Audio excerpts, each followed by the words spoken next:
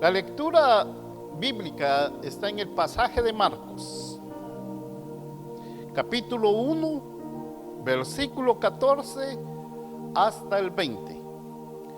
Y la palabra del Señor dice así: después que Juan fue encarcelado, Jesús vino a Galilea predicando el evangelio del reino de Dios, diciendo: el tiempo se ha cumplido y el reino de Dios se ha acercado. Arrepentíos y creed en el evangelio.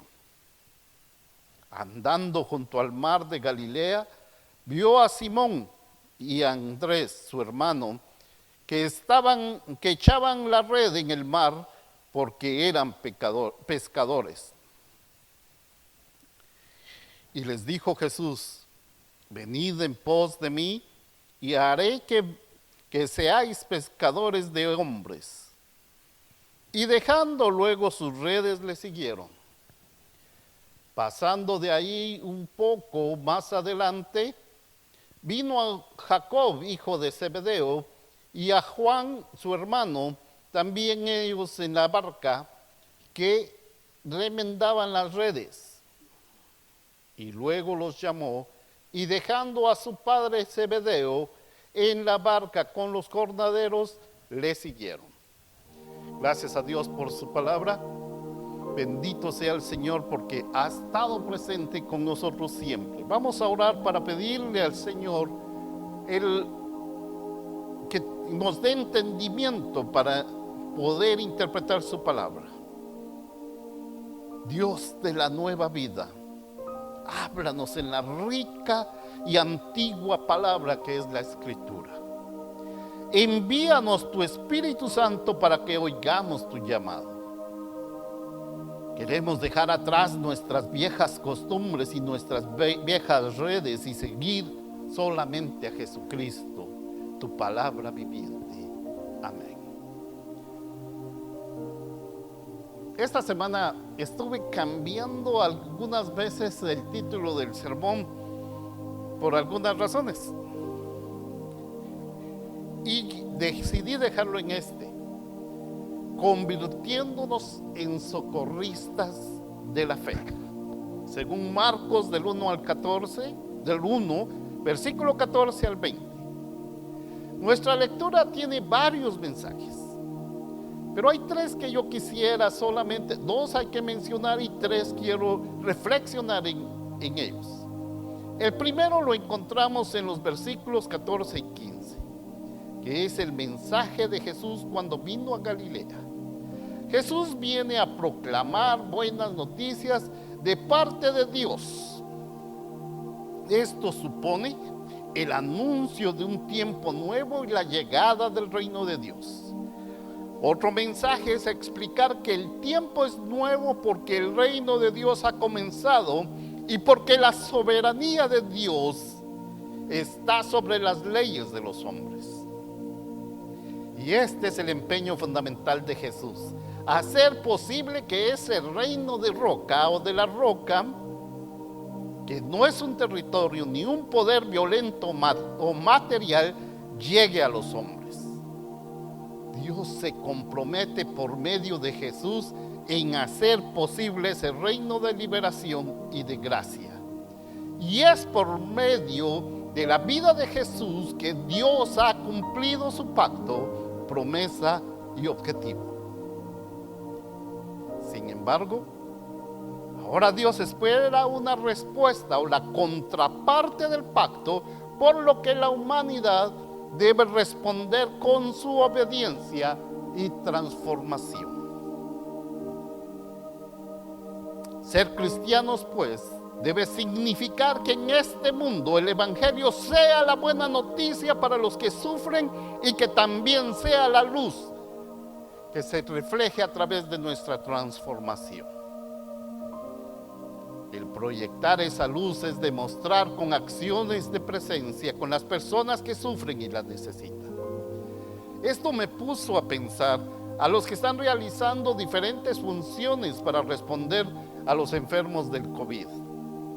Ya fuera el 911, empezando con los bomberos, policías, pasando con los doctores, paramédicos, además de los que sirven como enfermeros y también los trabajadores de centros comunitarios, hasta llegar a los desconocidos o los héroes sin rostro, que son los de limpieza. Cada una de estas personas, las veamos o no, las apreciemos o no, cuando las cosas van tan mal y la gente está en problemas, a menudo son los primeros en responder. Incluso los llaman a trabajar overtime o trabajar horas extras todos los días, sin pensar en que esto les puede afectar, porque ellos tienen que trabajar hasta los domingos al escuchar el estado de emergencia. Y esto me recuerda lo que está pasando en el Capitolio de Estados Unidos. Muchas personas están trabajando, no importa desde cuándo, sea sábado, domingo, lunes, martes, miércoles, pero ellos están anticipando a las llamadas que se les hacen. A veces cada una de estas personas están en peligro extremo. Muchas veces no saben qué crisis está ocurriendo, pero están dispuestos a ir a servir. Ellos no tienen opción. Ese servicio, aunque puede ser considerado solo como parte de su trabajo, también es un acto de valentía, de compasión y fe, y puede servir de inspiración para que respondamos de nuestra propia manera a las oportunidades de servicio de fe. Nuestro texto del Evangelio es sobre aquellos que tomaron enormes riesgos para responder inmediatamente a un hombre extraño que les llama desde un lugar lejano o desconocido. Igual que nuestros socorristas o bomberos modernos, los discípulos responden a una alarma que suena fuerte y sin pensar o decir algo, responden con acción, les siguen. Por otro lado, este evangelio comienza no con una dulce narración de un niño que nace, sino con un hombre que convive con el salvaje desierto. Sí, hablo de Juan el Bautista, que va gritando las palabras de Isaías: arrepiéntanse. En unos pocos versículos cortos tenemos mucha actividad. Jesús es bautizado, Juan es encarcelado y se narran 40 días de tentación en el desierto. El mensajero de Dios, Juan, que es poco mencionado porque fue arrestado, entonces surge la necesidad de que Jesús entre en acción inmediatamente. Así Jesús se convierte en el principal socorrista de la fe. Estos versículos están llenos de destellos de hechos que casi hacen que el comienzo del evangelio sea leído como un estado de emergencia, como lo que está presente en Toronto en estos días, un estado de emergencia en el cual nos ordenan ser obedientes y estar en casa, ya que algo grande está sucediendo. Hermanos, hermanas, amigos, Jesús lo ha dicho claramente: el tiempo se ha cumplido y el reino de Dios está aquí. Esta escritura trae una doble sensación que brinda alarma, pero también tranquilidad. Por un lado, todo está a punto de cambiar. La forma de adorar, la forma de alabar, los estudios bíblicos, la fe, la economía, la educación, la forma de reunirnos como familia y como congregación y muchas cosas más. Sin embargo, un nuevo día está amaneciendo y es hora de despertar y prestar atención, no solo para deleitarnos de los nuevos paisajes, sino para contemplar el mundo real con todos sus problemas y desastres. Por otro lado, hay consuelo al saber que ha llegado la plenitud del tiempo. Nadie sabe qué sistema social, económico o de fe viene para todos, pero tenemos la esperanza que el reino de la roca sea finalmente instalado, ya que siempre ha estado aquí. Las primeras palabras de Jesús en nuestro texto no solo introducen la escena, ponen a prueba nuestros conocimientos básicos, bíblicos, los cuales nos proporcionan la seguridad de que todo está listo. Como es común en Marcos, la palabra inmediatamente marca las respuestas de estos dos grupos de hermanos. Al igual que el pueblo de Nínive, de arrepentirse inmediatamente ante el corto sermón de Jonás, la respuesta de los discípulos es completa y casi instantánea. Los versículos 16 y 20, si bien es cierto, nos dicen que los pescadores lo siguen, pero no nos explican por qué los pescadores hacen y por qué lo hacen. Porque dejan sus redes, y no solo ellos, sino también los trabajadores contratados, y siguen a Jesús. De alguna manera pienso que ellos se ven obligados a seguir a un hombre a quien no pueden entender, en un viaje que los desconcierta y los conducirá a un destino aún sin definir. Los pescadores, ahora discípulos, actúan con fe, no una fe que entiende y que asume riesgos calculados, no. Ellos no buscan una recompensa, sino que buscan una fe que responda a una llamada desde el exterior, una llamada que se debe de seguir, la cual no es clara. Pareciera seguirla con los ojos vendados e incluso aterradora. En resumen de estos dos versículos, el responder a Jesús no proporciona a los discípulos respuestas para sus dificultades de vida, sino solo preguntas. No les proporciona seguridad, sino más bien rechazo e incluso peligro. Lo único cierto y real es que estas personas o nuevos discípulos no saben la clase de barca a la que se han subido. Lo que sí sabemos es que estos 4 hombres dijeron sí. No parecen tener características sobrehumanas de superhéroes, ni siquiera estar calificados para una vida de servicio de esa categoría.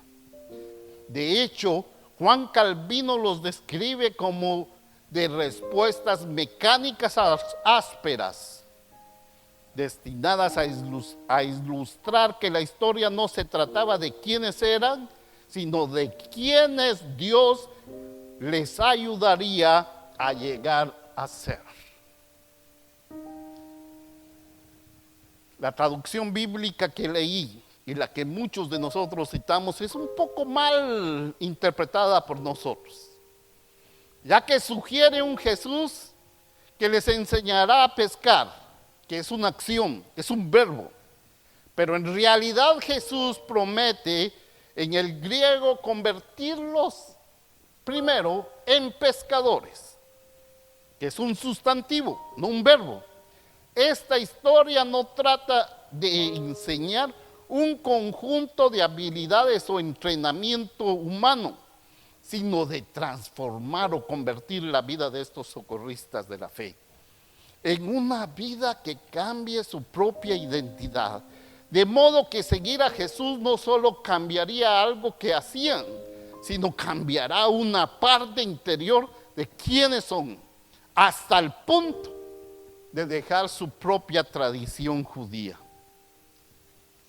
Hermanos míos y amigos míos, estos discípulos no fueron llamados a agregar una cosa más a sus ocupadas vidas.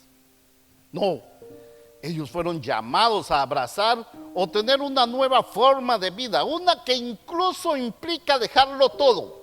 Y eso incluye el sustento y compañía de la familia. Y de inmediato, incluso con todo el peso de toda su identidad en juego, y dejaron sus redes y le siguieron. Pero esta historia no es solamente de 4 pescadores. También se trata de Javier, de Débora, de Julio, de Jennifer, de Ramón, de Gladys Y lo que vamos a hacer de la comprensión de que el reino de Dios está cerca, como escribe el profesor Lamar Williams. El sígueme de Jesús nos enfrenta a todos con una decisión que es más profunda que la cuestión de ganarse la vida o tener un salario adecuado. Su llamado al discipulado se centra en la cuestión de la lealtad, una cuestión más importante que de una carrera universitaria diversificada o de high school, como la llamamos acá. Habla a los cristianos cuyas vidas son llenas de preocupaciones, cuyo discipulado ha degenerado en un excesivo interés por las cosas como las redes, los botes, los sirvientes contratados. En un nivel más individual, esta es una cuestión básica de fe. Hay una pregunta que siempre me hago en estos momentos. ¿A quién seguimos? Algunos de nosotros podemos acordarnos de un momento específico en que decidimos llamarnos cristianos, como esos primeros discípulos. Otros podrían no tener una fecha exacta, sino un sentido continuo de los empujones de Dios a lo largo de su vida, como lo hizo con Daniel, con momentos de desesperación y decepción. De cualquier manera, sabemos que nuestra fe es siempre una respuesta a una iniciativa de Dios. Y así es como funciona.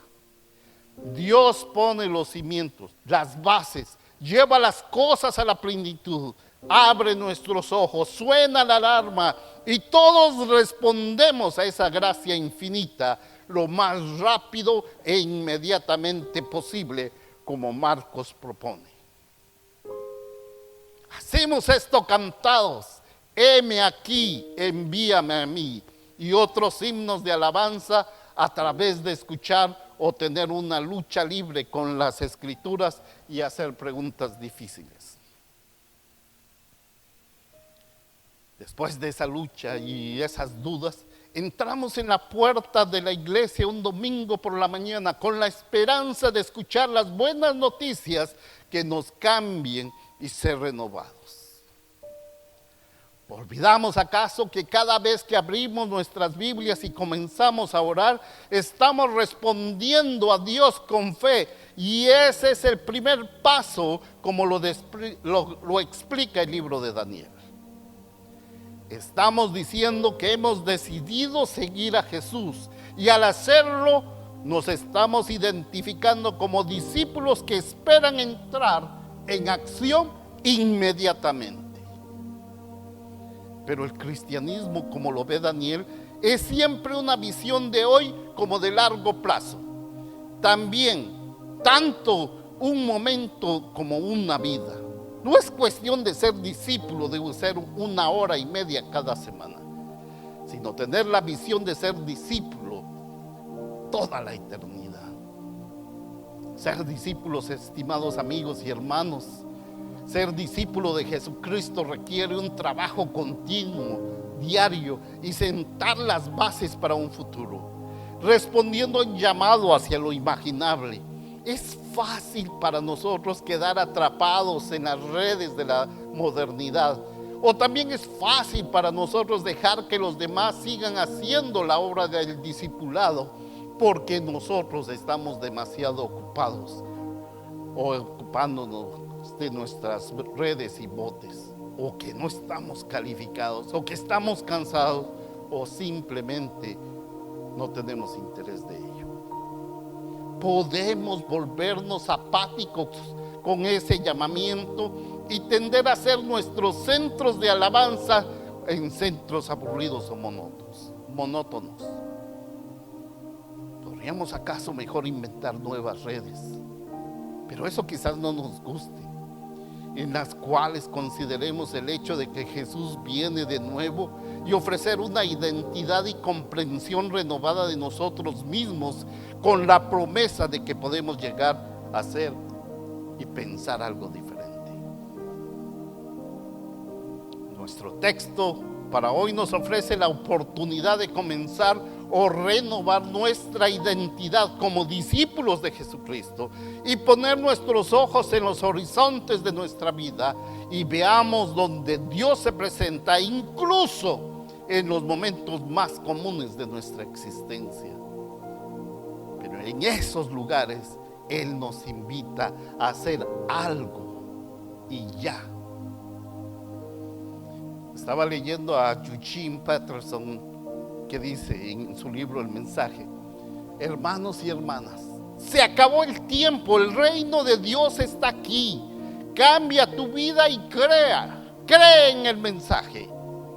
Y yo respondo y me sumo a ese llamado y digo: hermanos y hermanas, amigos, nosotros debemos escuchar este mensaje, que el tiempo se ha finalizado y ahora debemos mostrarlo a todas y a todos con nuestros actos y pensamientos.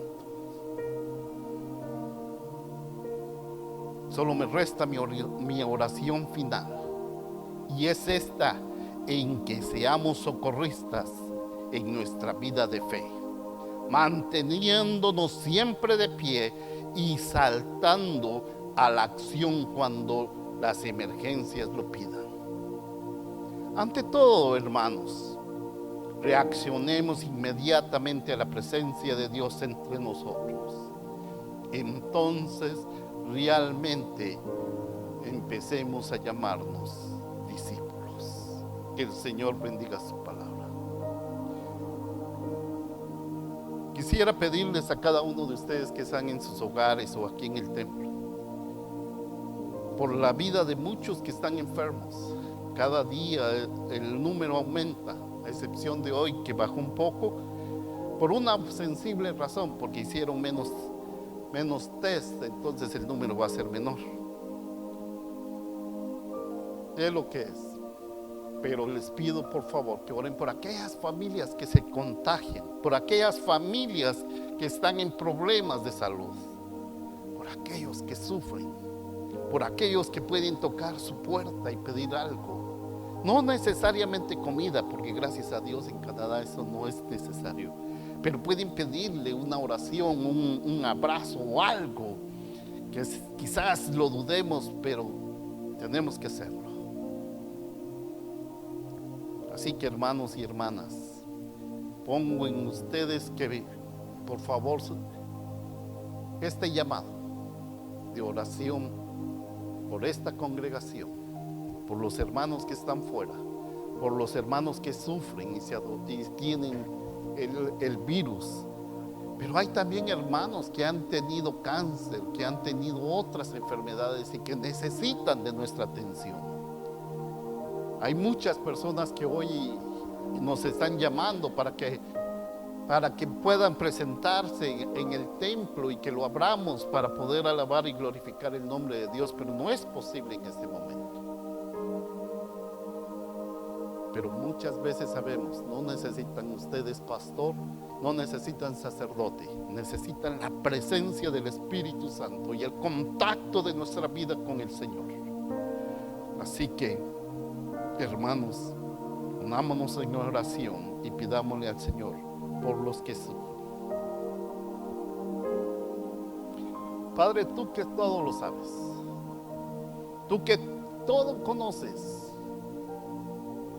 la vida de los hermanos que tienen enfermedades de cáncer, bipolarismo, aquellos que tienen problemas de corazón, aquellos que tienen problemas de hígado, aquellos que sufren, Señor, las inclemencias del tiempo. Señor, ayúdalos a soportar esta batalla permanente.